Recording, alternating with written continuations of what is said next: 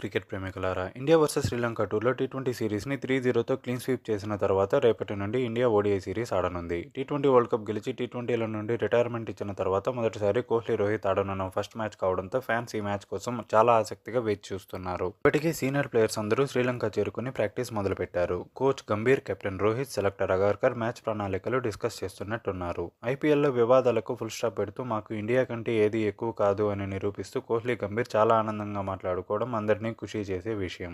Indian team చూసుకుంటే కెప్టెన్గా Rohit, vice కెప్టెన్గా గిల్, కోహ్లీ, రాహుల్, అయ్యర్, పంట్, దూబే, కుల్దీప్, సిరాజ్, సుందర్, హర్షదీప్, పరాగ్, అక్సర్, ఖలీల్ అహ్మద్, హర్షిత్ రాణా ఆడనున్నారు.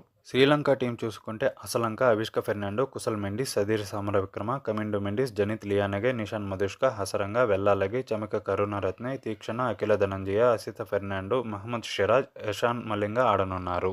హలో క్రికెట్ ప్రేమికులారా, ఇండియా వర్సెస్ శ్రీలంక టూర్లో టీ20 సిరీస్ని 3-0తో క్లీన్